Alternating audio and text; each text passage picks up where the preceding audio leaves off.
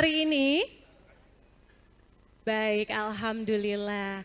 Sebelum kita memulai acara, izinkan saya membukanya dengan sebuah pantun, boleh? Nanti tolong dibantu dengan cakepnya ya. Baik, jalan-jalan ke pantai main pasir. Di bawah pohon kelapa, kita berteduh. Terima kasih kepada seluruh hadirin yang telah hadir. Assalamualaikum warahmatullahi wabarakatuh. Selamat malam, salam sejahtera bagi kita semua. Om Swastiastu, Namo Buddhaya, salam kebajikan. Yang terhormat Ibu Lana Sulistianingsih, Wakil Ketua Dewan Komisioner LPS. Selamat malam Ibu. Profesor Iwan Jaya Aziz, Professor of Emerging Markets, the Dyson School of Applied Economics and Management, Cornell University. Selamat malam Bapak. Bapak Ridwan Nasution, Direktur Eksekutif Manajemen Strategis dan Perumusan Kebijakan LPS. Bapak Herman Saherudin, Kepala Kantor Persiapan PRP dan Hubungan Lembaga LPS. Bapak Ibu Direktur Grup LPS, Bapak Ibu perwakilan dari instansi maupun lembaga, serta tentunya hadirin semua yang berbahagia pada malam hari ini. Sekali lagi kami ucapkan selamat datang dalam acara Seminar LPS Research Fair 2024. Yang tentunya diselenggarakan di Glass House, The Ritz-Carlton Pacific Place, Jakarta 16 Oktober 2024. Tentunya ini suatu kebanggaan dan juga kehormatan bagi saya, Nirma Ramadhania, yang bisa memandu jalannya acara malam hari ini hingga selesai nanti. Lembaga Penjamin Simpanan sebagai otoritas dan resolusi di sektor keuangan menyelenggarakan rangkaian kegiatan LPS Call for Research 2024 yang merupakan sarana dan wadah bagi peneliti-peneliti yang potensial untuk mengekspresikan ide dan kemampuan penelitiannya serta turut berperan aktif dalam mendiseminasikan fungsi dan tugas LPS kepada masyarakat luas. Dan sebagai puncak acara dari rangkaian kegiatan LPS Call for Research pada malam hari ini, LPS mengadakan forum seminar dan pengumuman pemenang Sayembara Riset. Topik seminar kita pada malam hari ini berjudul Membangun Ekonomi Nasional yang Berkelanjutan Melalui Peran UMKM. Setelah itu akan dilanjutkan dengan pengumuman dan penyerahan hadiah bagi pemenang sayembara.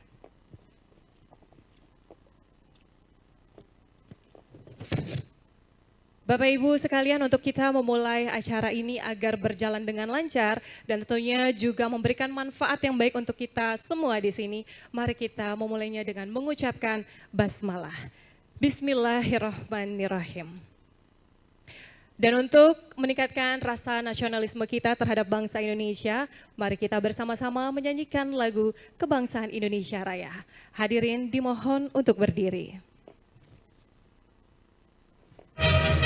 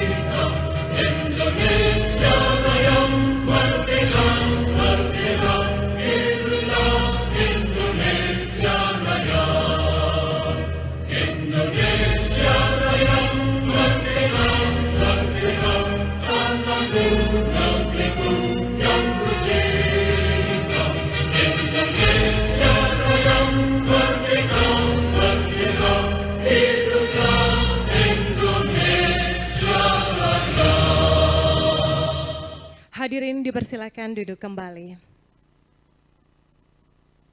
Dan selanjutnya, mari kita saksikan persembahan tarian Lenggang Batavia yang akan dibawakan oleh Sanggar Anyelir. Selamat menyaksikan.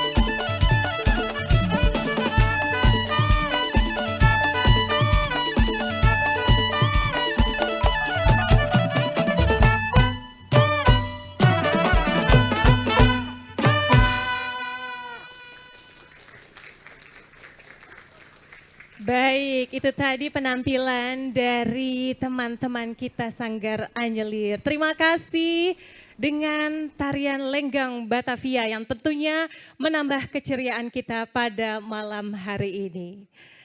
Bapak Ibu sekalian, acara selanjutnya adalah kami persilahkan kepada Wakil Ketua Dewan Komisioner LPS, Ibu Lana Sulistianingsih, untuk memberikan sambutan sekaligus secara resmi membuka acara.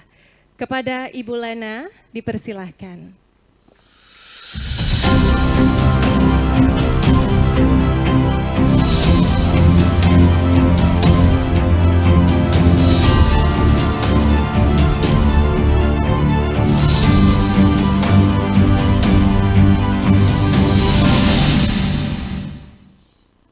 Bismillahirrahmanirrahim.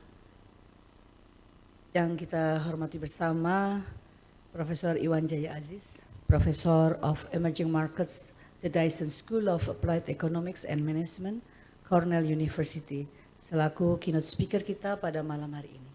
Dan secara khusus kepada Prof. Iwan Jaya Aziz, kita mengucapkan banyak terima kasih karena selama ini menemani teman-teman kita untuk melakukan riset dan juga selalu mendampingi kita di research, call for research dari LPS. Terima kasih Mas Iwan. Udah berapa tahun ya Pak Herman ditemani Prof. Iwan? 3 tahun? Oh, 6 years, oh my God, ya lama sekali ya. Bapak Ibu dari instansi dan lembaga, mungkin ada Sekretariat KSSK, dari BI Institute, dari BPS, dari OJK Institute, juga dari asosiasi yang hadir. Kepada Prof. Irwan Trinugroho, Prof. Nisful Laila, dan Bapak Joy Itulung PhD sebagai reviewer dari CFR 2024 ini. Dan hadir juga di kita ini ada Pak Dodi. Pak Dodi ini dulu LPS yang menginisiasi call for research ya. Pak Dodi mana Pak Dodi? 7 tahun yang lalu ya Pak Dodi. Alhamdulillah masih berlanjut. Dan tentunya juga kepada finalis dan peserta sayembara riset LPS Call for Research tahun 2024, para undangan, sivitas akademika, seluruh insan LPS, serta seluruh tamu undangan yang hadir pada malam hari ini. Saya lihat juga ada Mas Handi sebagai komite informasi. Ada Pak Helmi nggak? Mas Helmi ada? Nggak ya? Oke. Baik, terima kasih. Salam sejahtera, salam Om Swastiastu, Namo Buddhaya, salam kebajikan. Alhamdulillah kita panjatkan syukur kehadirat Allah Subhanahu wa Ta'ala, Tuhan Yang Maha Esa, karena dengan rahmat dan perkenannya pada malam hari ini kita dapat berkumpul bersama dalam acara LPS Research Fair tahun 2024. Ini merupakan tahun ke-7 dari kegiatan Research Fair yang dilakukan di LPS. Bapak dan Ibu hadirin yang saya hormati, izinkan saya memperkenalkan kembali dan memberikan sekilas update tentang LPS. LPS, Lembaga Penjamin Simpanan, menjalankan fungsi penjaminan simpanan dan resolusi bank dengan baik untuk menjaga kepercayaan masyarakat Indonesia terhadap industri perbankan. Kita mungkin masih ingat di tahun 97-98 terjadi krisis perbankan, tidak hanya di Indonesia tapi juga di negara-negara ASEAN dan Asia Timur. Dan krisis ini dimulai dengan dilikuidasinya 16 bank di Indonesia yang membuat kepercayaan masyarakat terhadap industri perbankan mengalami penurunan. Masyarakat merame-rame menarik dananya pada saat itu yang kita kenal sebagai bank rush yang mengakibatkan terjadinya permasalahan sistem perbankan. Alhamdulillah kita sekarang malah ditunggu-tunggu kalau ada bank yang gagal ditanya, yang pertama ditanya adalah mana LPS, kapan bisa masuk, karena dengan adanya LPS di bank tersebut, maka pembayaran klaim bisa segera dilaksanakan. Itu sekarang ditunggu-tunggu, bahkan di beberapa tempat yang kemarin kita sempat melakukan likuidasi bank, kehadiran LPS ini menjadi bukti ya bahwa LPS itu memang sudah menjadi harapan dari masyarakat. Ketika banknya jatuh, maka mereka nggak perlu khawatir. Dan ada bank yang kemarin itu cukup besar ya Pak Dituan ya. Ya, itu juga nggak menimbulkan efek di mana mereka rame-rame menarik dananya. Mereka sabar menunggu dan segera tim kita ke sana memberikan informasi bahwa LPS akan segera masuk, dan itu sangat ditunggu oleh para nasabah. Sejak Undang-Undang Nomor 24 Tahun 2004 tentang Lembaga Penjaminan Simpanan dan resmi beroperasi 1 tahun setelahnya, yaitu 22 September tahun 2005, selama 19 tahun tersebut LPS telah menangani sekitar 137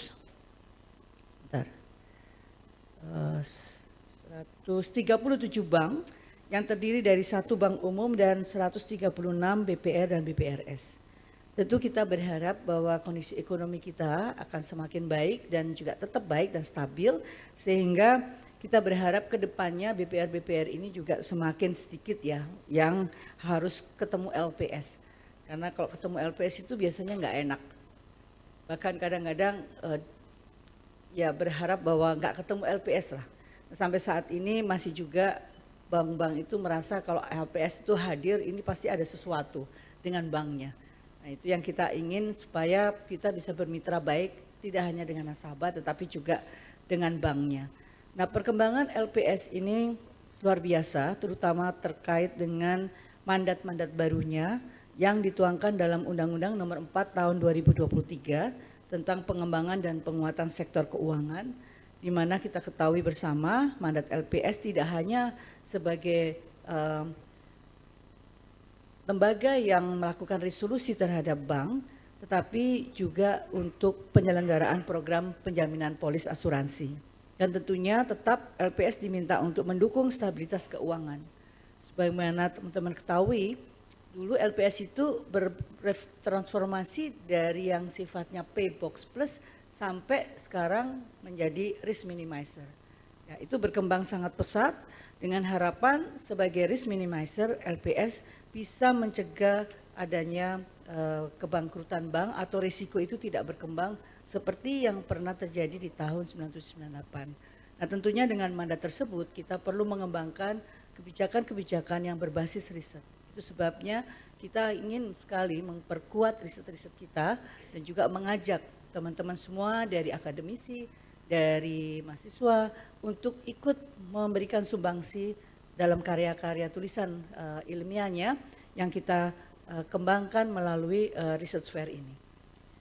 Bapak dan Ibu hadirin yang saya hormati, nah untuk mendukung pelaksanaan tersebut, LPS sangat terbuka untuk mendapatkan berbagai masukan dari kalangan, termasuk dari kalangan akademik. Dan untuk itulah LPS Call for Research diadakan. Acara ini merupakan agenda tahunan yang diadakan oleh LPS guna memberikan wadah kepada para peneliti, akademisi, profesional, dan masyarakat luas yang memiliki minat tinggi terhadap penulisan karya tulis ilmiah, khususnya yang terkait dengan peran dan fungsi LPS. Dan untuk tahun ini, LPS Call for Research mengangkat tema peluang dan tantangan sektor keuangan dalam mendorong pertumbuhan ekonomi nasional yang berkelanjutan di tengah perlambatan ekonomi global. Alhamdulillah, antusiasme masyarakat pada sayembara riset tahun ini sangat tinggi dengan jumlah total paper yang masuk sebanyak 294 paper. Ya, ini suatu hal yang baik sekali. Tahun lalu berapa ya Pak Herman? 200-an tapi di bawah 294 ya. 200 berapa? 220. Ya, jadi ada kenaikan 74 paper. Terima kasih untuk semua yang sudah berpartisipasi untuk memberikan menunjukkan minat masyarakat terkait dengan penelitian khususnya terkait dengan LPS. Bapak dan Ibu yang saya hormati, hari ini kita kedatangan keynote speaker kita spesial Profesor Iwan Jaya Aziz. Sebetulnya setiap tahun beliau itu selalu mendukung kita. Jadi tahun ini terima kasih sekali lagi Prof. Iwan untuk kehadirannya. Yang akan menyampaikan materi tentang membangun ekonomi nasional yang berkelanjutan melalui peran UMKM. Prof. Iwan ini melakukan penelitian UMKM mungkin sudah 2 tahun terakhir ya Prof. Iwan ya. Dari 3 tahun terakhir malah.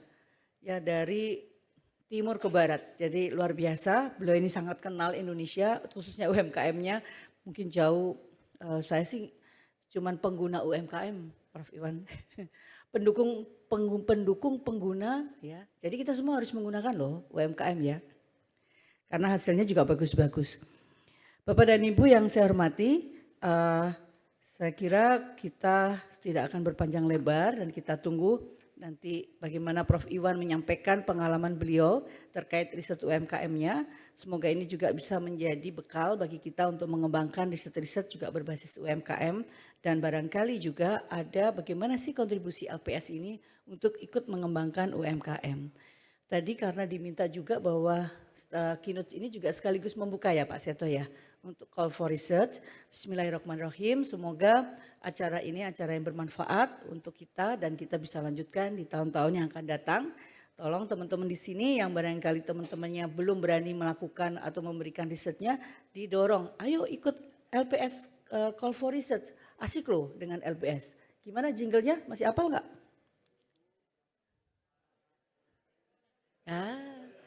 Yang keras dong. Ayo mana teman-teman LPS yang keras? Ku aman ada LPS. Ya gitu ya. Sambil goyang-goyang tadi juga ya. Akhir kata mohon maaf ya apabila ada salah kata dalam penyampaian keynote ini. Dan sekali lagi terima kasih untuk semua partisipasi yang diberikan. Wassalamualaikum warahmatullahi wabarakatuh.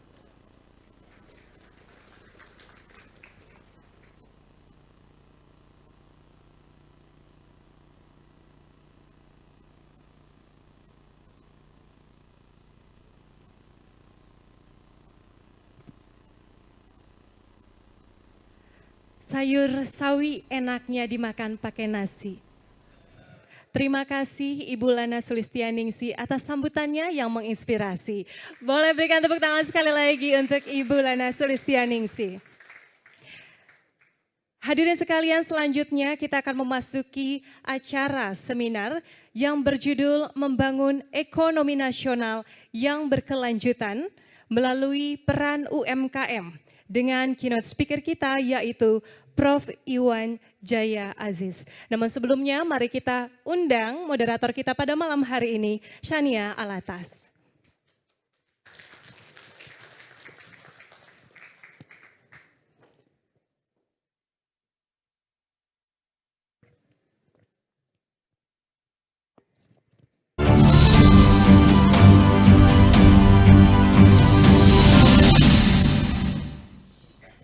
Selamat malam Bapak dan Ibu yang terhormat, masih semangat malam ini?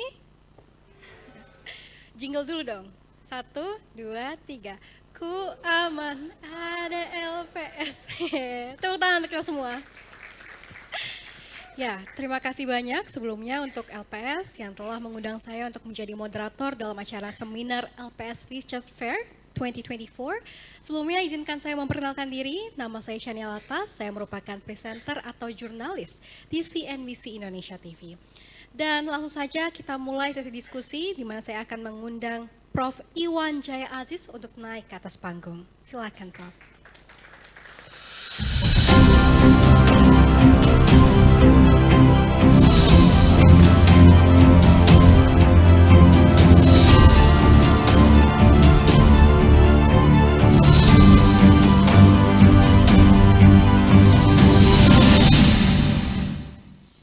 Hadirin terhormat Bapak dan Ibu sekalian, sebelumnya izinkan saya untuk memaparkan sedikit tentang latar belakang dari Prof. Iwan Jaya Aziz. Nggak apa-apa Prof. Profnya bilang nggak usah, tapi nggak apa-apa ya biar kita semua lebih paham lagi terkait dengan Prof. Iwan Jaya. Ya jadi Prof. Iwan Jaya Aziz adalah seorang ekonom Indonesia yang lulus dari Fakultas Ekonomi Universitas Indonesia pada tahun 1978. Kemudian beliau menjadi dosen di Universitas Indonesia sekaligus merangkap sebagai researcher di LPM UI. Dan tak hanya itu, Prof. Iwan juga menempuh pendidikan S3 dan meraih gelar doktor pada tahun 1983 dari Universitas Ivy League terkemuka dunia yakni Cornell University. Dan kali ini beliau akan memaparkan terkait dengan paparan berjudul dengan tema Membangun Ekonomi Nasional yang Berkelanjutan melalui Peran UMKM. Silahkan Prof. Iwan. Terima kasih. Saya mohon maaf bukan maksudnya menginterupsi, tapi kalau dibaca nanti ketahuan bagaimana tuanya saya. Jadi lebih baik tidak usah, tidak perlu dibaca. Assalamualaikum warahmatullahi wabarakatuh. Pimpinan LPS, as always, terima kasih diundang dan saya selalu senang bertemu dengan teman-teman bukan hanya dari LPS tapi teman-teman dari kampus, dari saya lihat dari BPS dan dari lembaga-lembaga yang lain, meskipun saya hanya setahun sekali ke Indonesia, tapi I feel always at home karena teman-teman selalu very welcoming dan saya anggap sebagai part of my family begitu ya. Jadi saya senang sekali kembali ke Indonesia. Ini topik ini memang kalau lihat judulnya menarik ya, tapi tidak mudah kalau boleh jujur karena kita dihadapkan pada persoalan yang sebetulnya di atas kertas itu bukan satu hal yang sama ya. Yang satu berbicara mengenai struktur ekonomi di sebuah negara, it doesn't matter Indonesia atau negara mana, sedangkan yang lain berbicara mengenai masalah UMKM, jadi MSME, micro small medium enterprise ya. Jadi yang saya akan coba, I may fail ya, tapi saya akan coba menunjukkan bagaimana kaitan struktur ekonomi Indonesia dengan kondisi MSME ya.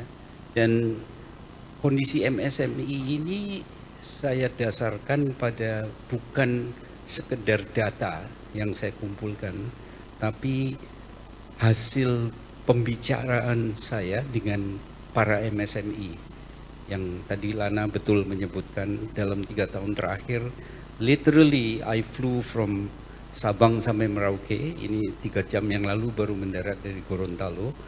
Jadi bukan hasil teoritis atau ilmiah, tapi suara dari mereka. Jadi suara dari para UMKM. Itu nanti saya sampaikan yang mengenai MSME-nya. Tapi let me start dengan struktur ekonomi. Dulu sebelum saya pindah, selalu kalau bicara mengenai ekonomi Indonesia, ini adalah ekonomi agraria, ekonomi pertanian.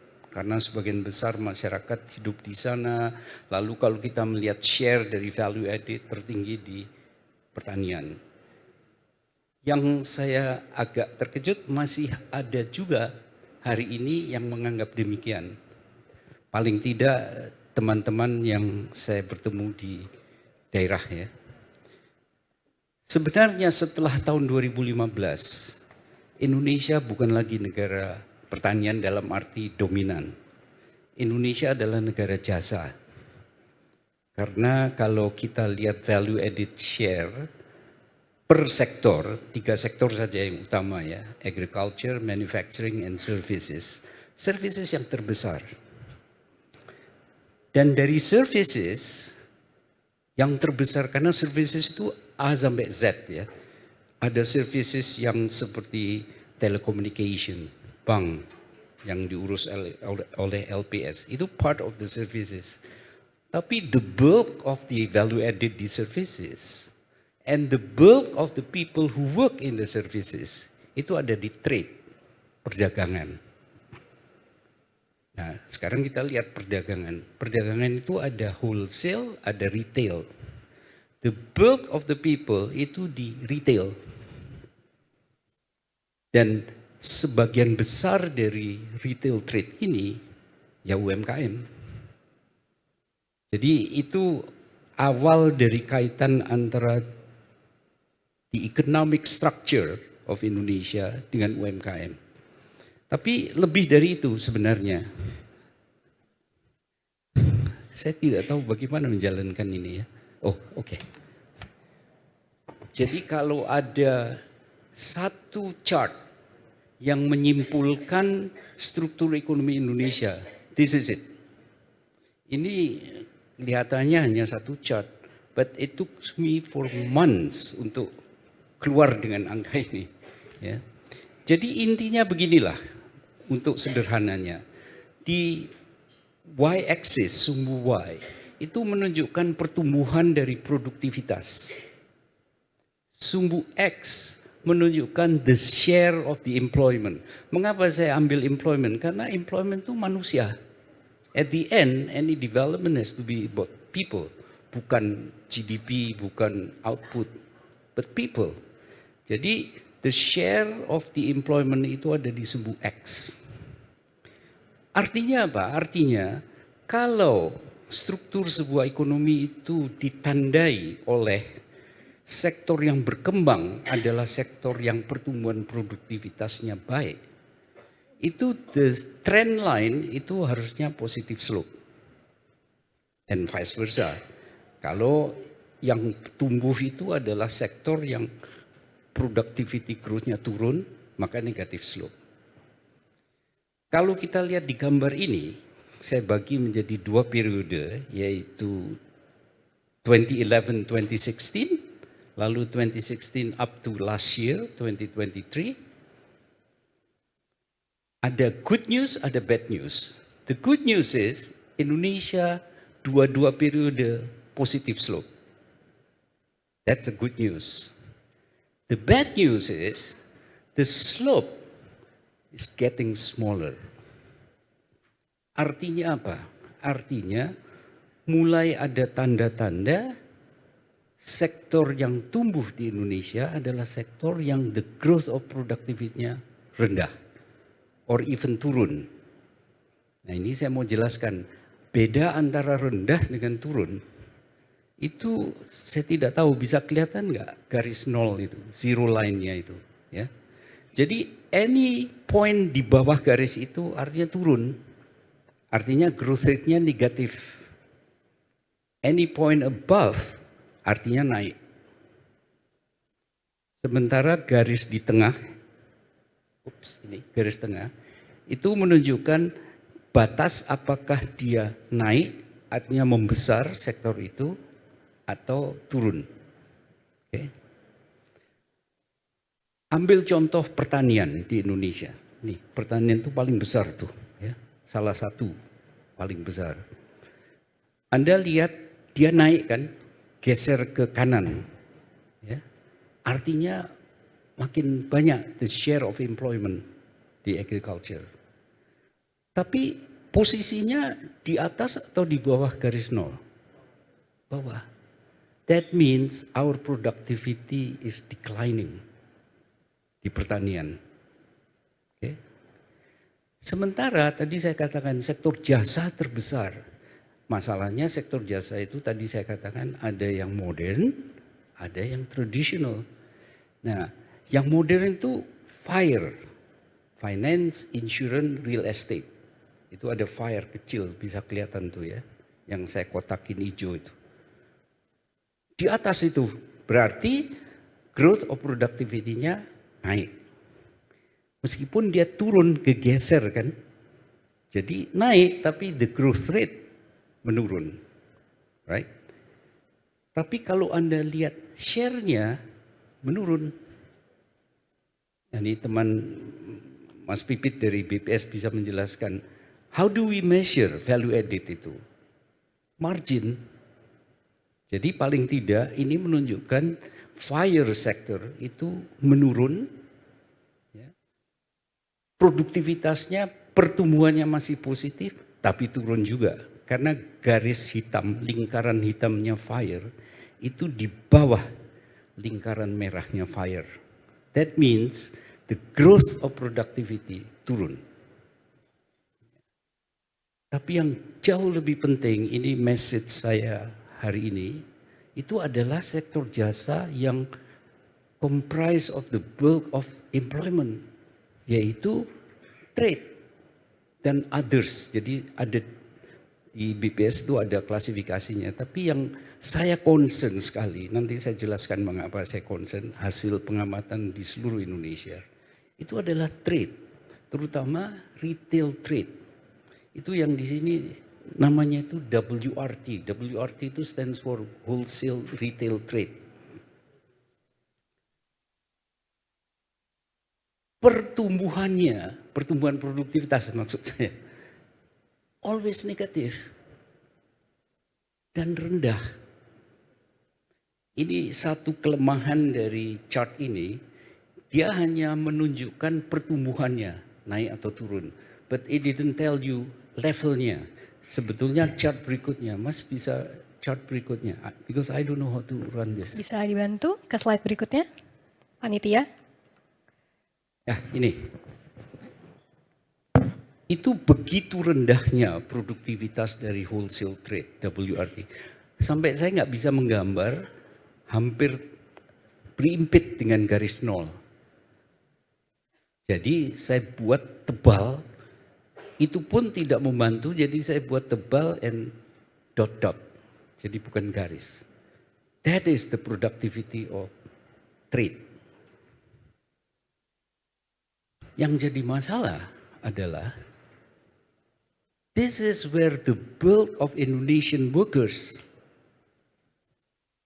Jadi struktur ekonomi kita yang mengarah ke jasa itu sangat bertentangan dengan textbook yang dulu saya belajar atau mungkin sebagian masih belajar.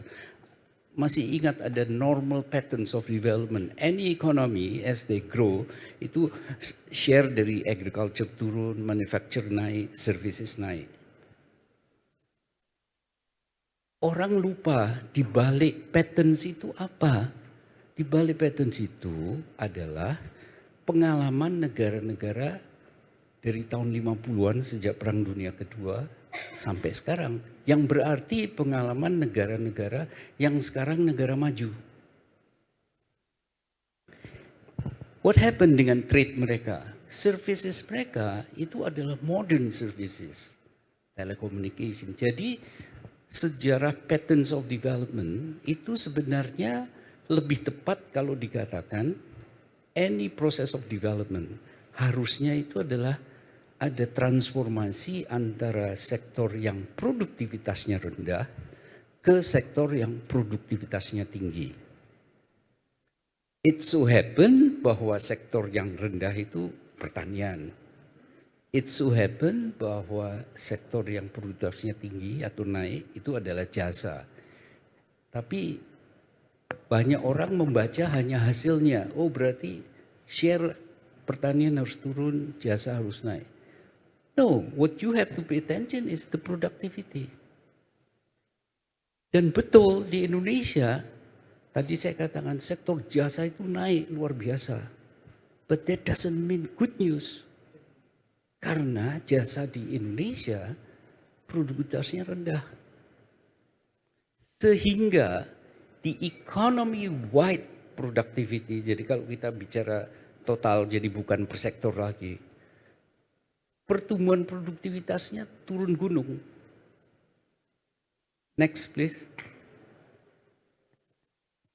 Bukan sebelumnya. Oops. Coba terus.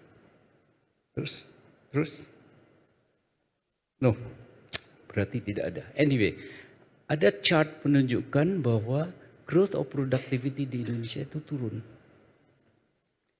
Kita bisa mendekomposisi, jadi decompose productivity yang turun itu. Saya sebutkan hasilnya saja karena ternyata saya tidak bawa itu gambarnya. Jadi ada garis atau kurva hasil dekomposisi yang menunjukkan apakah labor di sektor yang low produktif di Indonesia itu bergerak atau menuju ke sektor yang high productivity growth. Kalau kurva itu di atas garis nol, the answer is yes. Kalau kurva itu di bawah nol, the answer is no. Saya hitung dari 2010 sampai tahun lalu 2023 never been positive. Jadi selalu negatif. Artinya apa? Artinya proses transformasi struktural di Indonesia gagal meningkatkan produktivitas ekonomi Indonesia. Karena labor yang di sektor yang produktivitasnya rendah stuck di sektor yang produktivitasnya juga rendah. Nah, coba sekarang yang dua kurva sebelumnya, Mas. Oke, stop di sini. Ini kira-kira kesimpulannya. So if we look at three sectors ya, agriculture, manufacturing dan services. Share dari employment di agriculture turun. Mengikuti normal patterns of development. Growth of productivity turun. What about manufacturing? Anda tahu bahwa dalam 3-4 tahun terakhir share of manufacturing turun. Tapi saya lihat jangka panjang lah dari tahun 2010, flat. The sad part is, even in manufacturing, productivity turun. Mengapa ini sad part? Karena mungkin teman-teman ada yang mengenal studi dari Danny Roderick ya, dari Harvard University, yang menunjukkan di dunia, the source of productivity is manufacturing. Jadi this is a sad story nih. Manufacturing kita, the growth of productivity is declining. Services, the share naik luar biasa. Productivity rendah dan turun. Saya pikir waktunya singkat, jadi cukup di sini saja mengenai struktur ekonomi ya. Sekarang saya masuk ke jembatan dari cerita ini ke masalah UMKM, MSME. Pay attention on the manufacturing. Ternyata ada dualism, yaitu sektor manufaktur yang produktivitasnya naik, tapi ada juga sektor manufaktur yang produktivitasnya turun. Growth of the productivity. The bulk of the SME itu yang turun. Dan gap, jadi dualism, degree of dualism itu makin lebar. Di satu sisi the productivity dari UMKM flat, di sisi lain productivity dari manufacturing yang modern naik. Why? Karena global improvement in technology is widespread.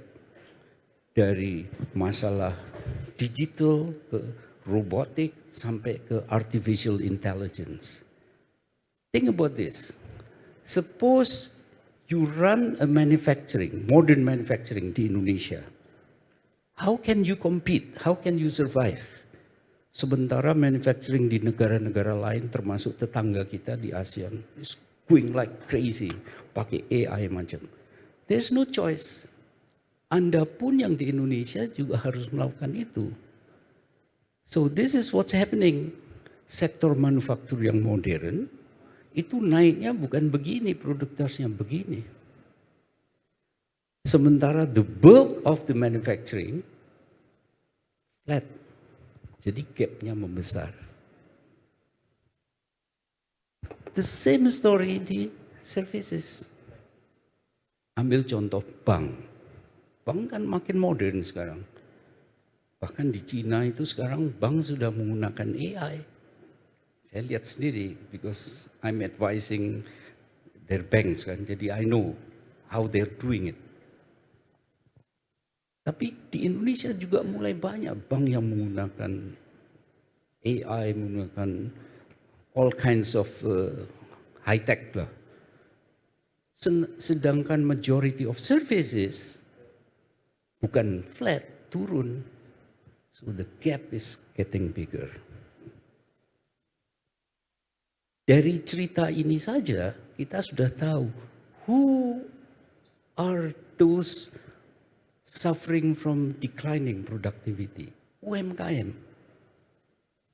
Dan kalau kita bicara mengenai jumlah, saya rasa bukan rahasia lagi, kecuali Anda belum tahu. Tapi majority of you, I assume tahu. Kalau ada 100 perusahaan di Indonesia, 99 itu UMKM. Dari UMKM itu kan ada 3 ya, mikro, kecil, menengah. Dari UMKM yang 3, 99% mikro di Indonesia. Artinya apa? Artinya dari 100 unit usaha di Indonesia, 98% UMKM. 99 kali 99 is 98 kan.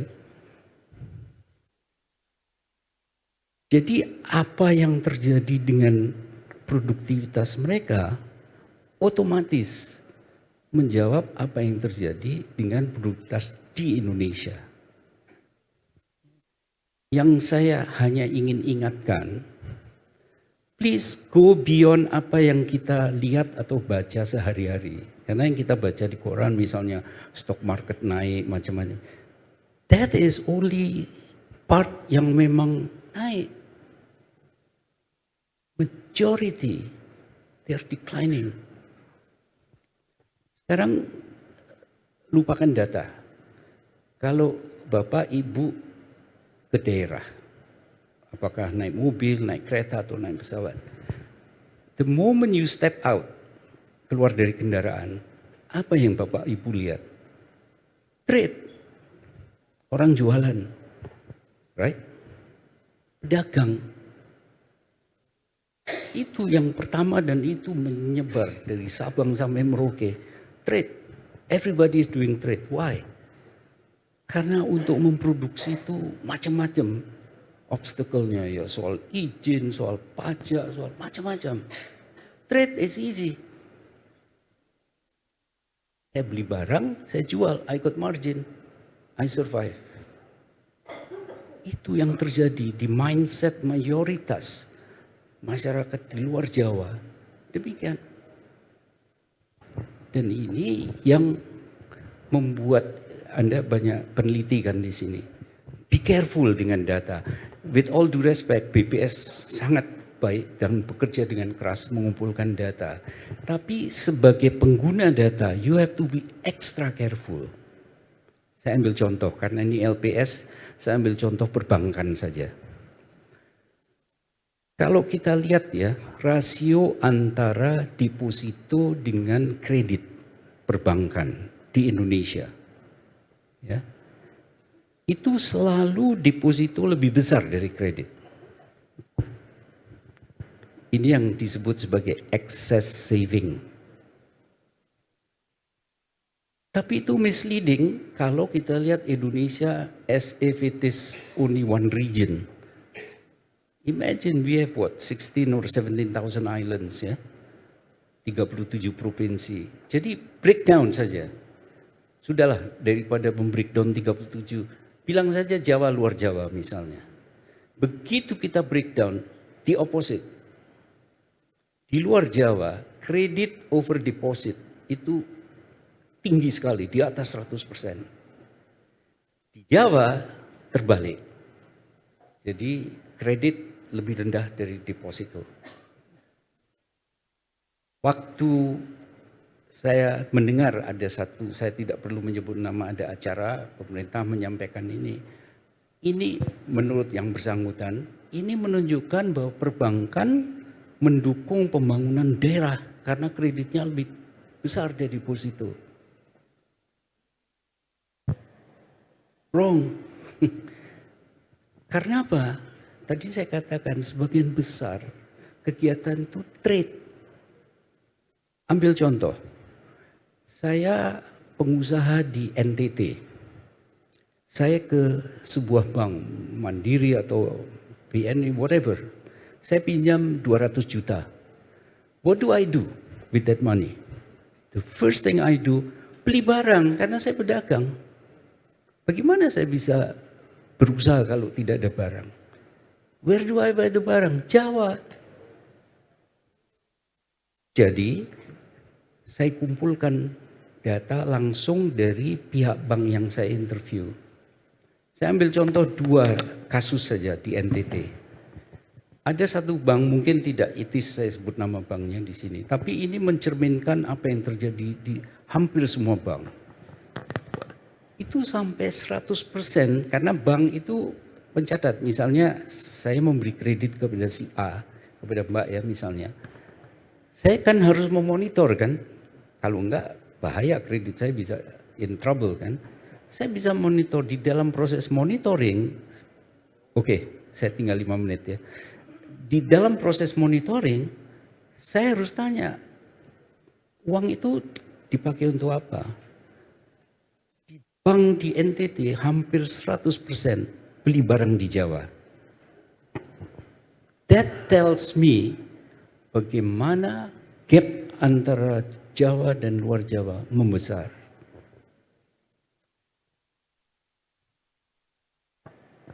Kalau saya kumpulkan data Indonesia dengan negara yang comparable, jangan membandingkan Indonesia dengan Malaysia atau Thailand, mereka negara kecil ya. Yang comparable misalnya Indonesia dengan Cina, Brazil, Kolombia, Meksiko, seperti itulah ya. Ada ukuran ketimpangan antar daerah.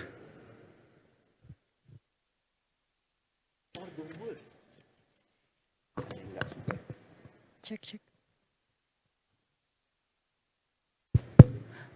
We are the worst.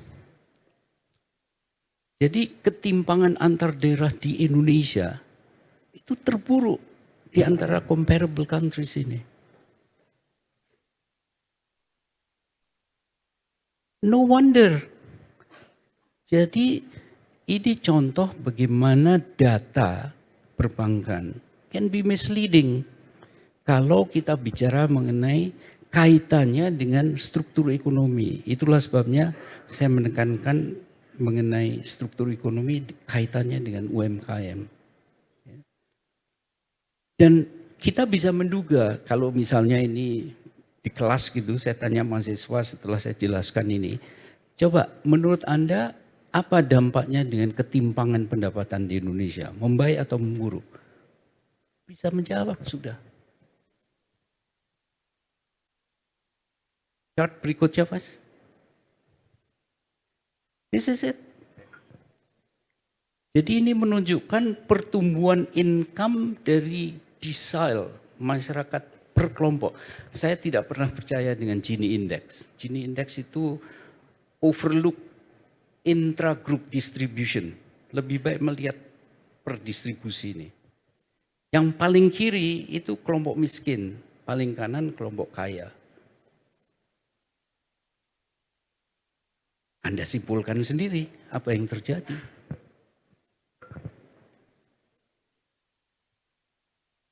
Nah, lalu mungkin waktu saya tinggal 3 menit, mungkin saya kaitkan dengan apa namanya istilah tadi sustainable. Apa judulnya malam ini? Sustainable growth atau apa, Herman? Sustainable economy. Oke. Let's focus on the word sustainable. Itu ada 2 konotasi itu ya. Konotasi pertama adalah pertumbuhan yang tinggi itu bisa di-sustain, bisa dipertahankan. Konotasi kedua, sustainable ya triple bottom line, ekonomi, sosial, dan environment kan. Kalau kita lihat yang kedua dulu, ekonomi, sosial, dan environment. Wah itu indikatornya bisa puluhan itu kan. If there is one indicator yang more or less the best proxy untuk sustainable development, produktivitas. Dari sudut ekonomi jelas efisiensi ya, productivity is a measure of efficiency. Dari sudut sosial, produktivitas menyangkut labor, manusia. Itu rentetannya ke upah kemana-mana. So that also touch upon the issue of social. Lingkungan sama. If I produce 100 unit, saya memerlukan 1000 ton coal batu bara, lalu saya sekarang bisa 100 unit output dengan hanya 500 batu bara. I'm doing well for the environmental point of view karena resource depletion-nya berkurang. So from any angle you look at it, productivity is the key. Saya tidak pernah tertarik dengan statement tentang pertumbuhan ekonomi 5%, 6%. No, productivity is everything. Makanya Krugman itu mengatakan, productivity is not everything, but in the long run it is everything. Karena kalau kita bicara sustainable, artinya kan terus ke depan ya, productivity is not the growth. Unfortunately, the story of productivity is not, saya tidak mau mengatakan bad story, tapi it's not a good story. A sad story perhaps? Saya juga orang Jawa, so I'm not going to use the word sad ya. It's not good story. Jadi let me close by saying this ya. UMKM perlu dibantu. Udah sering kita dengar itu. But if you go to daerah, bukan hanya interview, kadang-kadang saya tinggal dengan mereka. Why? Because I need to know what are they doing 24 hours a day. Social capital mereka itu banyak yang dilupakan. Sayang waktunya tidak ada, saya bisa cerita banyak. Dan saya lihat ada teman dari BINS, dari Bank Indonesia. I thanks to BI karena mereka memfasilitasi saya. Bahkan sempat beberapa kali saya mau tinggal dengan para UMKM, paling tidak 1 hari. Karena dengan begitu saya tahu apa yang mereka lakukan. Banyak hal-hal yang kita tidak rasakan hanya melihat data. Ambil contoh ya. Paling sering program atau bantuan untuk UMKM itu dana. Atau pelatihan. Waduh, kalau Anda langsung tanya atau lihat apa yang dirasakan oleh para UMKM, Anda akan tahu bahwa efektivitas dari program semacam itu kecil sekali. Misalnya ada pelatihan tentang penggunaan digitalisasi untuk UMKM. Diadakan dari jam 9 sampai jam 12 di kantor kabupaten. They don't understand. Dari jam 7 pagi sampai jam 5, para UMKM ini struggle untuk survive. Bagaimana dia harus meluangkan waktu ke kantor bupati, 3 jam jalan di sana mendengarkan training. Ya, I'm sorry, some of the training is not really useful. Akibatnya yang hadir hanya 10%. Udah gitu diadakan lagi tahun berikutnya, yang hadir 10%, the same UMKM. Bagaimana kita mau bisa serius mengembangkan? Tapi di dalam program laporan, 1 menit lagi, oke. Di dalam program laporan tertulis program pelatihan berhasil. Ya memang ada.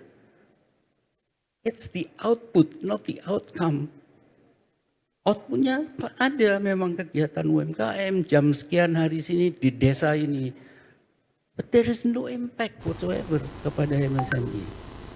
And that explain mengapa produktivitasnya turun. Saya tidak mau berlebih dari apa waktu yang diberikan. Terima kasih. Assalamualaikum warahmatullahi wabarakatuh. Waalaikumsalam warahmatullahi wabarakatuh.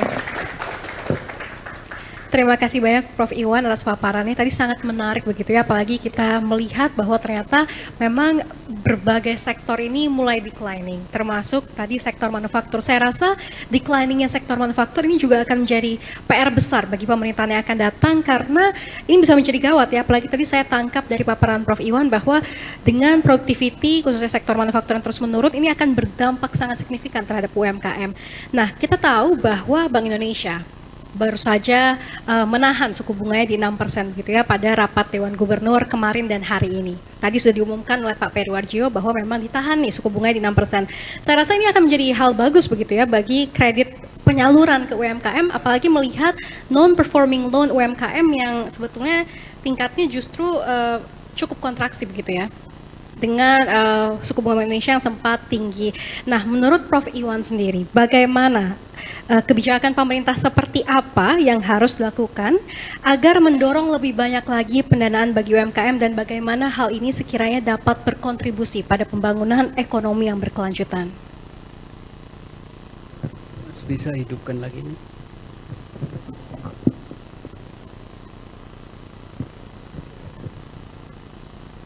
Slide-nya.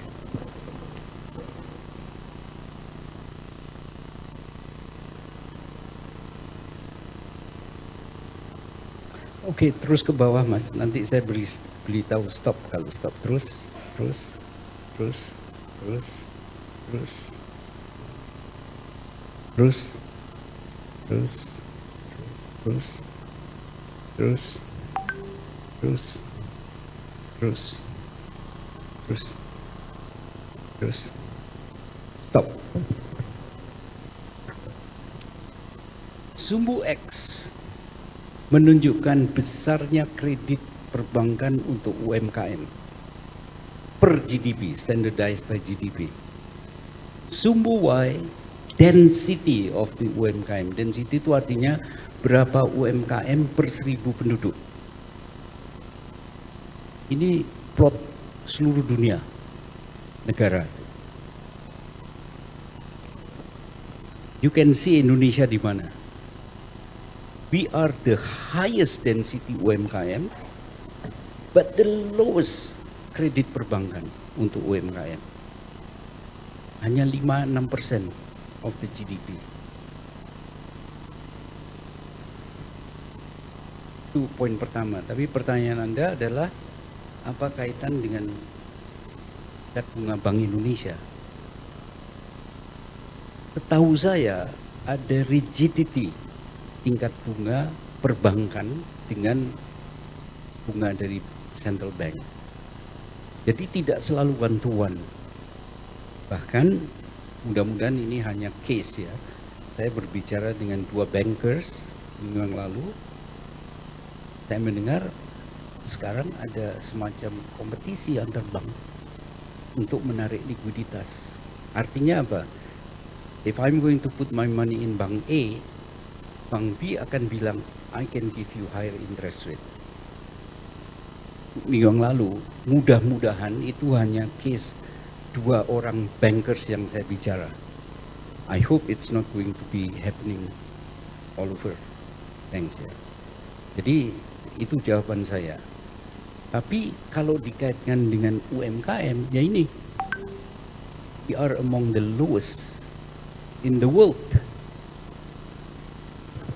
Paling density, paling rendah. Yang saya terkejut, waktu saya sampaikan ini, saya tidak perlu menyebut nama orang, yang bersangkutan terkejut. Jadi yang bikin saya terkejut, bahwa dia terkejut.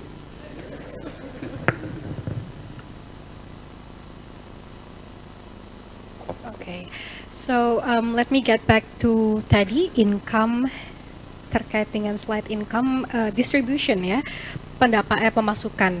Nah ini kan tadi dari kelas kecil ke menengah ini yang tambah surut pemasukannya. Dan kita tahu juga Indonesia sudah mengalami deflasi 5 bulan berturut-turut dan ini menandakan bahwa daya beli kelas menengah memang semakin surut, semakin turun. Nah kira-kira UMKM ini kan micro, small, medium enterprises, tentu isinya adalah kelas menengah atau kelas kecil kan yang bermain sebagai trading, berdagang tadi. Nah kira-kira apa Prof yang bisa menjadikan UMKM ini semakin thriving lagi di tengah kondisi ekonomi Indonesia yang sebenarnya terlihat baik-baik saja tapi sebenarnya tidak baik-baik saja juga, dan kira-kira apakah LPS bisa berperan terhadap hal ini? Wah itu 1 semester nggak cukup tuh jawabannya. Tapi mungkin beginilah, saya ini sudah commercial break ya. Jadi silakan baca buku saya. I'm not doing commercial here ya.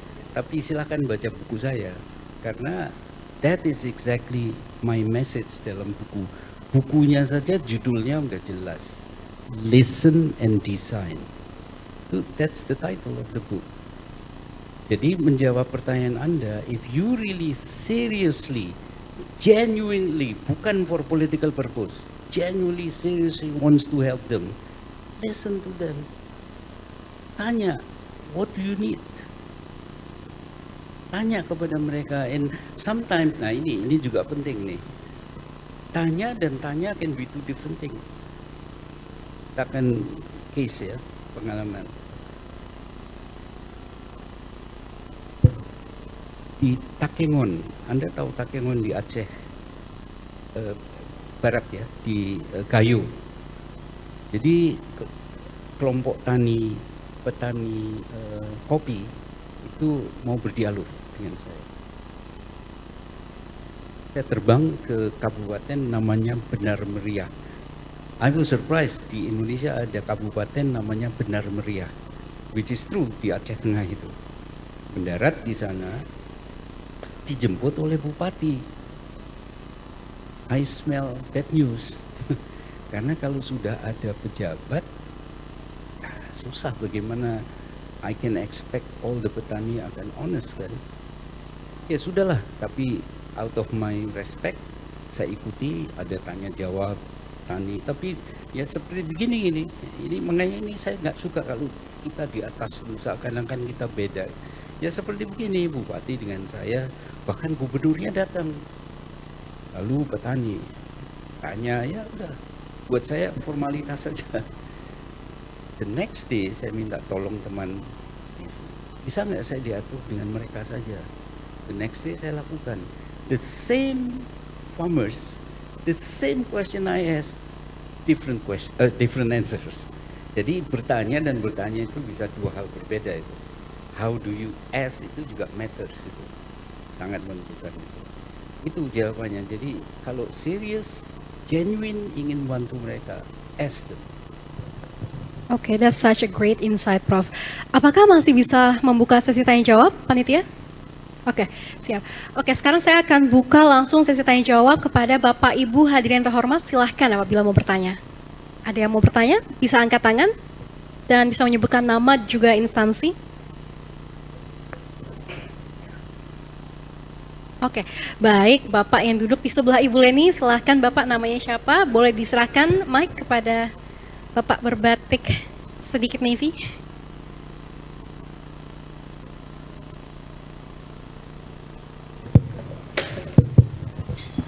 Makasih Prof atas sharingnya yang luar biasa.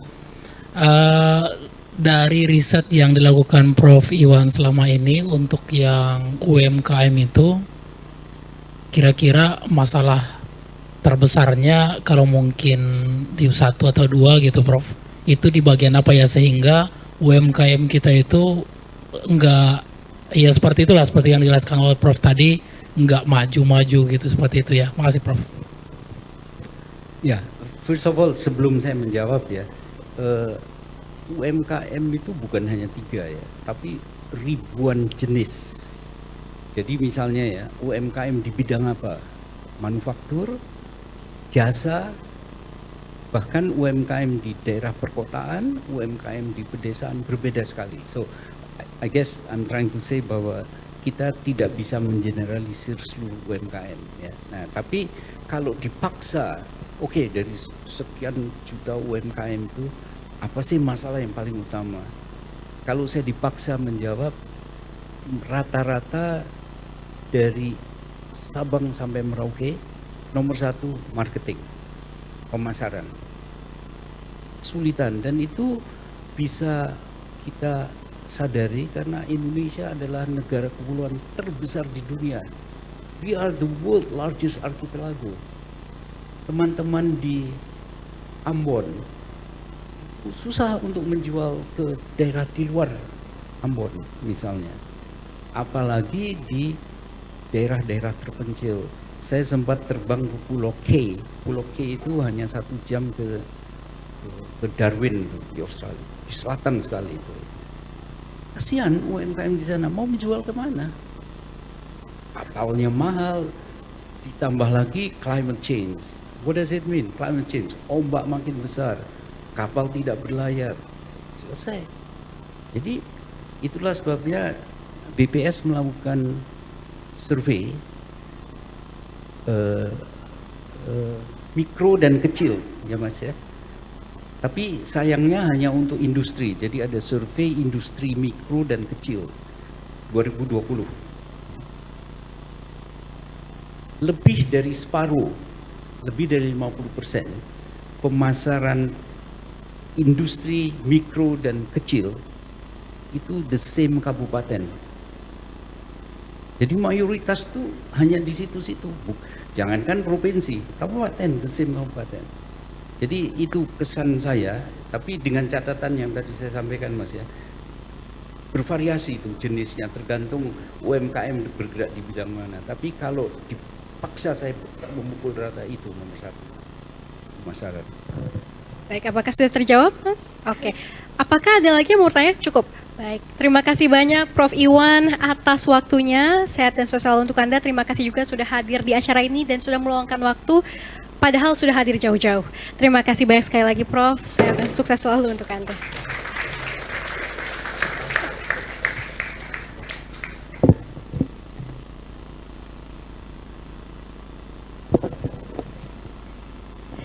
Ya hadirin yang terhormat, demikianlah diskusi terkait dengan membangun ekonomi yang berkelanjutan dengan peran UMKM. Saya kembalikan ke MC Nirma, silakan.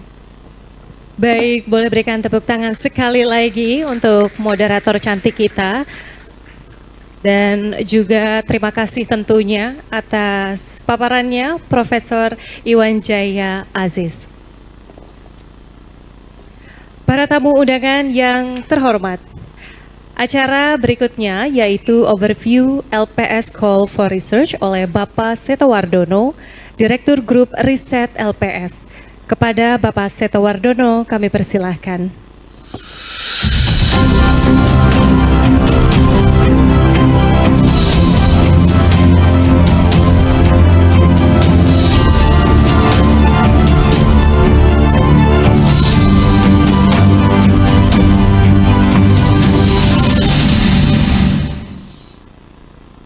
Baik, terima kasih Mbak MC. Yang kita hormati bersama Ibu Lana Sulistianingsih, Wakil Ketua Dewan Komisioner LPS, Bapak Direktur Eksekutif dan Kepala Kantor LPS, ada Pak Ridwan, Pak Herman, dan Pak Suwandi, Profesor Iwan Jaya Aziz, keynote speaker kita pada malam hari ini, Bapak Ibu perwakilan dari instansi dan lembaga, tim reviewer dan coach dalam LPS Call for Research 2024, para finalis dan peserta sayembara riset LPS Call for Research, para undangan Civitas Akademika, seluruh insan LPS, serta seluruh tamu undangan. Selamat malam, salam sejahtera bagi kita semua. Saya mohon izin untuk memberikan sedikit update mengenai pelaksanaan kegiatan LPS Call for Research 2024. Ke slide latar belakang, mohon maaf. Bagaimana kita ketahui, Undang-Undang P2SK ini memberikan amanat kepada LPS dengan fungsi yang lebih luas. Yang pertama tentu saja memberikan penjaminan simpanan, kemudian yang kedua memberikan penjaminan polis, dan selain itu juga ada beberapa fungsi yang lain ya Bapak Ibu, yaitu turut aktif dalam memelihara stabilitas sistem perbankan sesuai dengan kewenangannya, melakukan resolusi bank dan menyelesaikan permasalahan perusahaan asuransi yang dicabut izin usahanya oleh OJK. Nah, sayangnya berbagai studi mengenai berbagai fungsi LPS tersebut sejauh ini masih perlu didorong terus ya, terutama di negara-negara berkembang termasuk juga di Indonesia. Oleh karena itu ini memberikan kami semangat untuk menumbuhkan minat dan aktivitas periset dan akademisi untuk terus didorong untuk menjadikan objek penjaminan simpanan dan polis asuransi sebagai topik yang menarik untuk terus dikaji. Nah, berkaitan dengan fungsi tersebut, LPS pada tahun 2024 ini kembali mengadakan LPS Call for Research yang tadi sudah disampaikan oleh Ibu Lana, merupakan kegiatan rutin tahunan yang dilaksanakan sejak tahun 2017. Dan diharapkan kegiatan ini menjadi sarana dan wadah bagi para peneliti yang potensial untuk bisa mengekspresikan ide dan kemampuan penelitiannya. Termasuk diantaranya adalah penelitian yang terkait dengan fungsi dan tugas LPS. Nah, tadi juga sudah disampaikan oleh Ibu Lana ya bahwa tema kita di tahun 2024 ini adalah peluang dan tantangan sektor keuangan dalam mendorong pertumbuhan ekonomi nasional yang berkelanjutan di tengah perlambatan ekonomi global. Ada sejumlah rangkaian kegiatan LPS Call for Research 2024 ini yang sudah dimulai di triwulan 1, Bapak Ibu. Yang pertama tentu saja adalah sayembara riset yang dibagi menjadi subtema umum dan subtema khusus. Dan di sini ketika para peserta menyampaikan abstrak, kami memberikan fasilitas coaching bagi mereka. Jadi ada 5 kali sesi fasilitas coaching yang kami berikan kepada para peserta. Kemudian juga ada kegiatan Journey to Research Fair, ini semacam seminar 2 kali dilaksanakan, dan kemudian pada hari ini kita melaksanakan Research Fair. Nah, dari jumlah peserta yang mendaftar adalah sebanyak 737 tim dengan jumlah research paper yang terkumpul sebanyak 294 research paper. Nah, dari 294 research paper ini kami melakukan screening terkait dengan kesesuaian isi, kemudian juga tingkat plagiarisme dan AI generated level, sehingga dari 294 paper itu sebanyak 254 research paper dinyatakan lulus screening. Dan kalau kita lihat di sini mayoritas jumlah peserta itu memang masih berasal dari Jawa dan Bali ya, kemudian juga disusul oleh Sumatera. Slide berikutnya. Nah, kalau kita lihat demografi pendaftar LPS CFR 2024 ini Bapak Ibu, mayoritas kalau kita lihat dari pendidikan terakhirnya ini 40% ya, itu dari magister, kemudian disusul oleh pendidikan terakhir yang SMA ya. Dan kemudian kalau dari status pekerjaan yang menarik adalah hampir separuhnya atau 49% ini bukan mahasiswa. Jadi ini menunjukkan minat atau partisipasi dari masyarakat umum secara luas ya. Kemudian dari latar belakang pendidikan juga share terbesarnya adalah dari pendidikan mengenai manajemen, kemudian yang kedua adalah ilmu ekonomi atau ekonomi pembangunan sebanyak 26%. Nah, kemudian kalau kita sampaikan tren peserta LPS CFR sejak 2020 ini terus menunjukkan perbaikan ya, di mana tren jumlah peserta, kemudian tren jumlah abstrak dan tren jumlah paper terus meningkat. Yang terakhir misalnya kami sebutkan di sini tren jumlah papernya pada tahun ini tumbuh 36% secara year on year atau dibandingkan tahun sebelumnya ya, menjadi 294 paper yang masuk. Kemudian mengenai hadiah ini kami sampaikan bahwa hadiah untuk tahun 2023 dan 2024 ini untuk juara 1, 2, dan 3 masih sama ya Bapak Ibu. Jadi untuk subtema khusus ada totalnya 120 juta rupiah dan subtema umum 90 juta rupiah. Namun untuk promising papers ya, ini mengalami kami naikkan hadiahnya ya. Jadi promising papers ini diberikan kepada 2 pemenang untuk masing-masing wilayah ada 4 wilayah di Indonesia ya. Ada Jawa, Bali, Sumatera, Kalimantan, Sulawesi, dan Maluku, Nusa Tenggara, dan Papua, di mana hadiah untuk promising paper ini dinaikkan jadi dari 3.750.000 menjadi 4.500.000. Nah, kemudian dalam pelaksanaan LPS Call for Research tahun ini juga kami dibantu oleh Bapak Ibu dari tim reviewer. Pertama ada Pak Herman Sahrudin, terima kasih Pak Herman yang sudah menjadi salah satu anggota reviewer. Pak Herman waktu itu masih menjadi Direktur Grup Riset dan kemudian sekarang menjadi Kepala Kantor Persiapan PRP dan Hubungan Lembaga LPS. Juga ada Profesor Irwan Adi Eka Putra, kemudian ada Profesor Nisfur Laila, Profesor Irwan Trinugoro, dan Bapak Joy Ali Tulung. Kemudian juga ada sesi coaching diberikan oleh 3 coach ya. Yang pertama adalah Pak Heli Yudhistira dari FBB UI, Pak Ahmad Akbar Susamto dari Universitas Gadjah Mada, dan Profesor Firmansyah dari Universitas Diponegoro. Sebagai penutup, Bapak Ibu, sekali lagi kami ingin mengucapkan terima kasih kepada Bapak Ibu pimpinan LPS, Ibu Lana, kemudian Pak Purbaya dan Pak Didi atas bimbingan dan arahannya. Juga kepada Pak Ridwan dan Pak Herman sehingga kegiatan ini dapat terlaksana hingga saat ini. Terima kasih juga kami sampaikan kepada Prof. Iwan yang pada hari ini menjadi keynote speaker. Bapak Ibu anggota tim reviewer serta para coach, juga kepada para peserta atas partisipasinya dalam LPS CFR pada tahun ini. Tidak lupa saya juga ingin berterima kasih dan memberikan apresiasi kepada rekan-rekan panitia dari grup riset LPS, juga rekan-rekan dari sekretariat lembaga LPS atas kerja keras dan kolaborasinya demi mensukseskan kegiatan ini. Akhir kata, semoga kegiatan ini dapat memberikan manfaat yang luas, tidak hanya bagi LPS tapi juga bagi negara kita Indonesia. Terima kasih dan selamat malam. Langsung saja, pemenang kategori subtema khusus adalah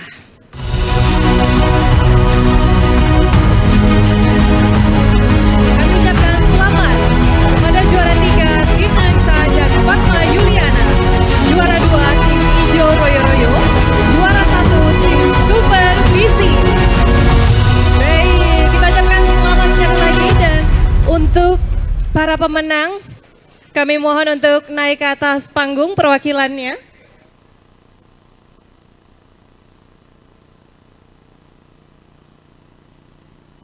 Juara 3 tim Aisyah dan Fatma Yuliana, juara 2 tim Ijo Royo Royo, juara 1 tim Supervisi. Kami persilakan Bapak Ibu.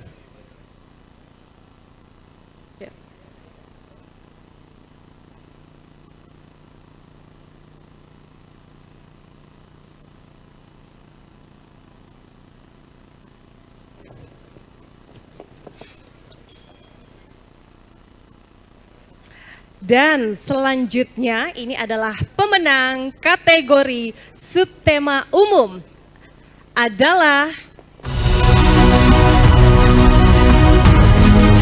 kami ucapkan selamat juara 3 tim Unai Research, juara 2 Linda Putri Nadia, dan juara 1 tim Insure Insight. Boleh berikan tepuk tangan kepada ketiga pemenang kita. Kepada perwakilan pemenang, kami undang untuk naik ke atas panggung.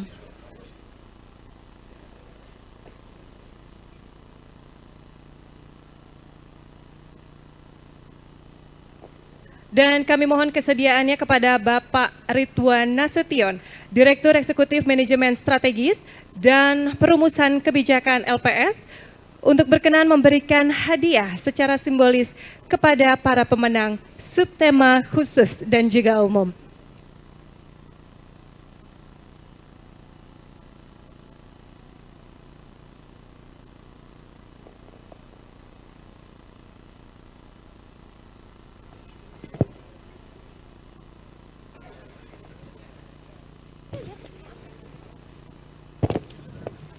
Boleh berikan tepuk tangan selamat kepada juara 3 tim Aisyah dan Fatma Yuliana, pemenang kategori subtema khusus. Selanjutnya juara 2 tim Ijo Royo Royo.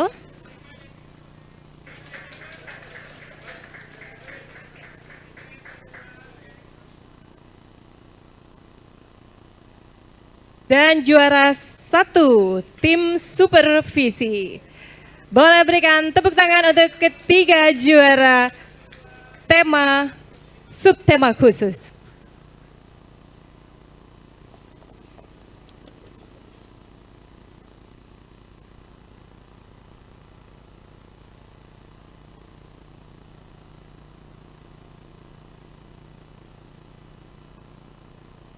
Juara 3 tim Unai Research dan selanjutnya juara 2 Linda Putri Nadia.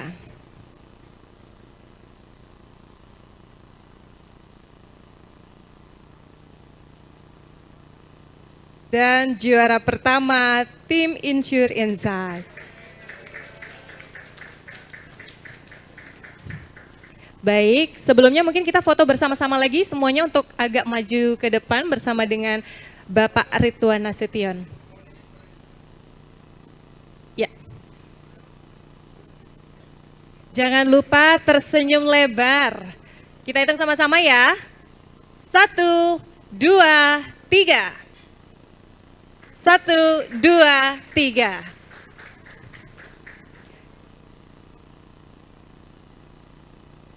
Terima kasih sekali lagi, berikan tepuk tangan yang meriah untuk pemenang kategori subtema umum dan juga subtema khusus.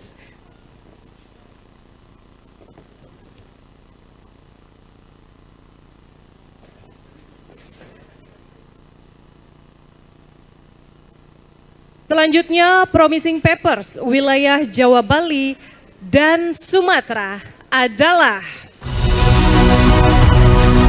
kami ucapkan selamat kepada Bagaskoro Cahyo Laksono, Aloysius Vincent,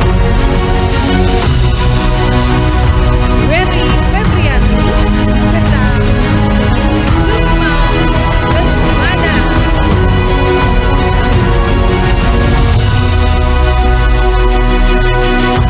Kami undang perwakilan para pemenang untuk naik ke atas panggung.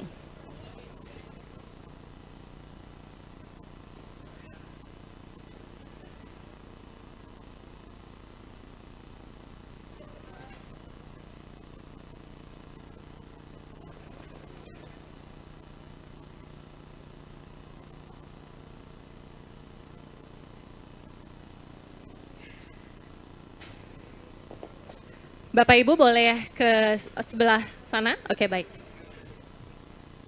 Selanjutnya Promising Papers wilayah Kalimantan, Sulawesi dan Maluku NTT, NTB, Papua. Kami ucapkan selamat kepada Aditya Idris, tim Triathlon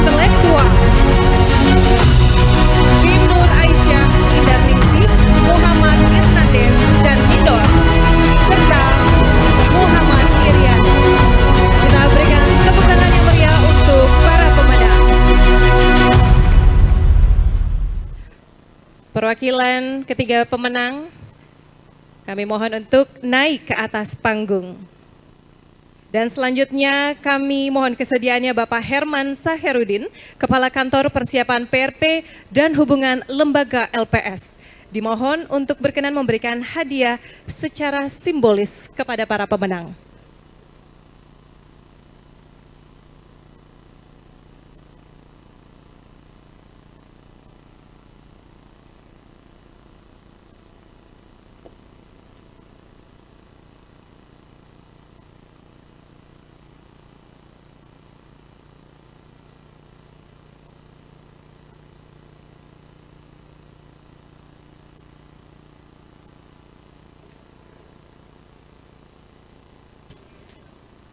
Selanjutnya kepada Bapak Aloysius Vincent.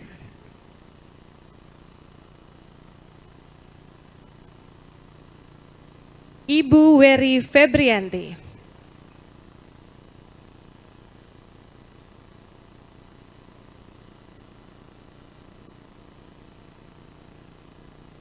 Dan selanjutnya Bapak Sukma Lesmana.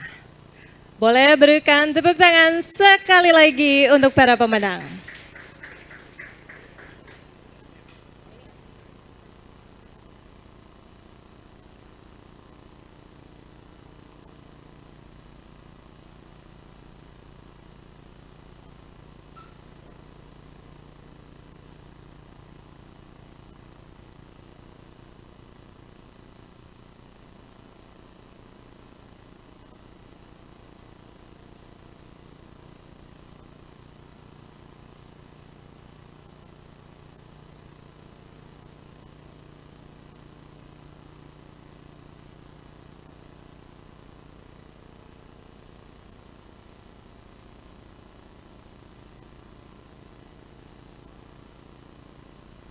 Baik, sekali lagi kami ucapkan selamat kepada seluruh pemenang.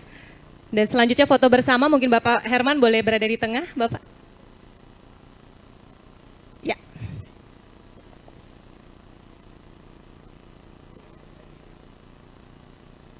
Dan selanjutnya kami turut mengundang Prof. Iwan Jaya Aziz, Ibu Lana Sulistianingsih untuk turut bergabung bersama para pemenang di atas panggung, dan kami mengundang kembali para pemenang subtema umum dan juga subtema khusus untuk naik ke atas panggung. Bapak Herman, kami mohon juga tetap berada di atas panggung.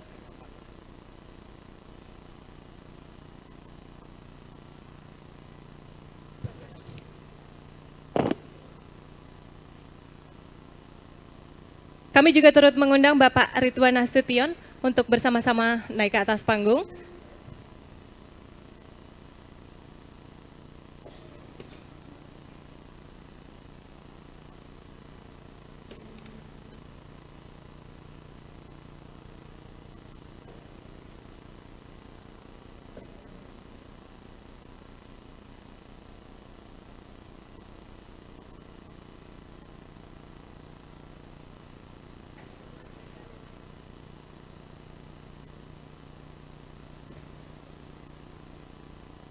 Teman-teman fotografer mungkin udah bisa maju. Mari Bapak Ibu sekalian yang di atas panggung kita foto bersama dengan senyuman yang lebar. Kita hitung bersama-sama ya.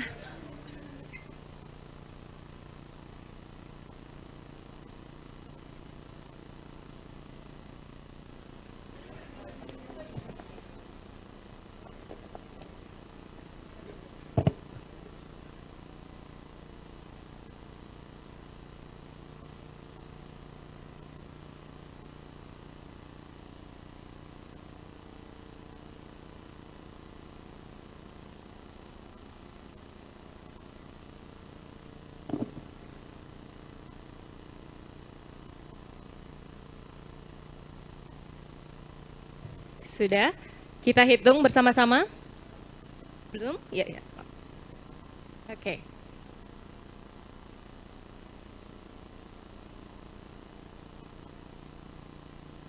Satu, dua, tiga. 1, 2, 3. Dan sehabis ini boleh ya jingle LPS untuk video ya Bapak Ibu.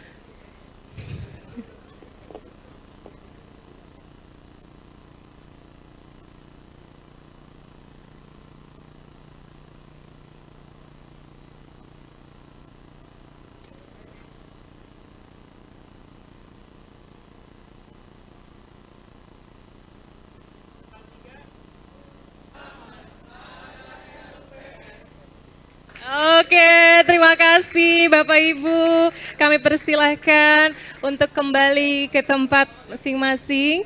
Dan kami mohon kesediaannya Prof. Iwan dan Ibu Lana tetap berada di atas panggung.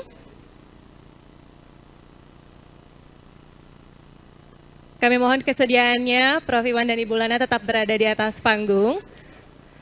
Dan selanjutnya adalah penyerahan plakat kepada Prof. Iwan Jaya Aziz dari Ibu Lana Sulistianingsih.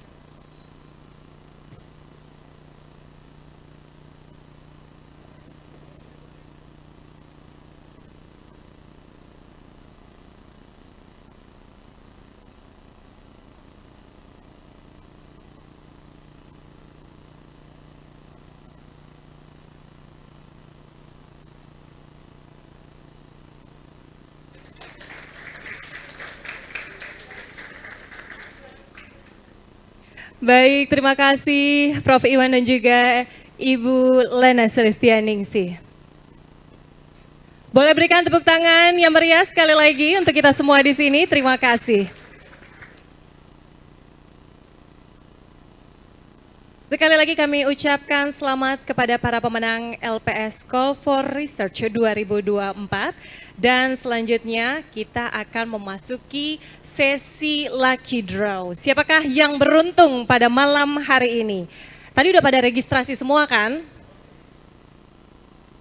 Udah pada registrasi belum nih? Udah, semoga beruntung ya nama-namanya. Langsung saja kita acak nama-namanya. Siapakah pemenang Lucky Draw pada malam hari ini? Alif Ihsan Afatah, ada nggak orangnya?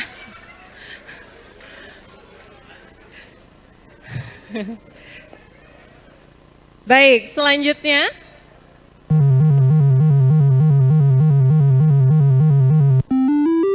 Ibu Jessi Elanda Hutomo. Mana orangnya? Boleh angkat tangan? Boleh. Selanjutnya Prof. Iwan Trinugroho.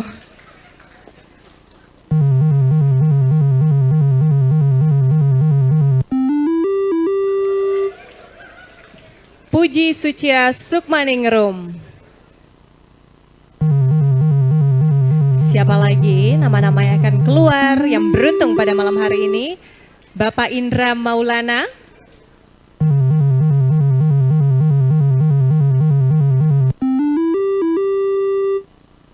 Ibu Rita Juliana, lumayan loh ini nanti dapat hadiahnya 1 buah kunci. Mau tahu kunci apa? Kunci mobil-mobilan Bapak Ibu. Oke, ada Ibu Riantira.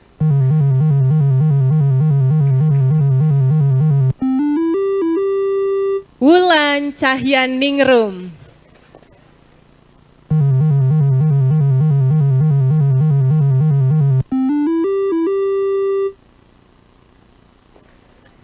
Ayun Colby. Ada semua? Ada nggak dari nama-nama tadi yang disebut tapi orangnya nggak ada? Nggak ada ya, semuanya ada ya. Jadi sekali lagi selamat untuk pemenang Lucky Draw. Nanti di akhir acara panitia akan menghubungi para pemenang yang tadi nama-namanya sudah tertera di layar. Dan kepada para tamu undangan yang terhormat, kami mohon kesediaannya untuk mengisi survei yang bisa diakses melalui QR Code yang ada di layar ini. Dan untuk 2 orang pengisi survei dengan masukan terbaik akan mendapatkan voucher senilai Rp200.000. Dan pengisi survei terbaik nanti ini akan dihubungi panitia selesai acara.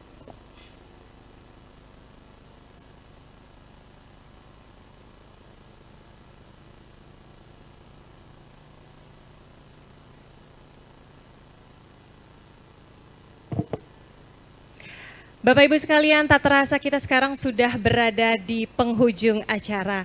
Namun sebelum kita tutup acara pada malam hari ini, izinkan saya berpantun lagi. Pagi cerah burung merpati, angin semilir bawa harapan.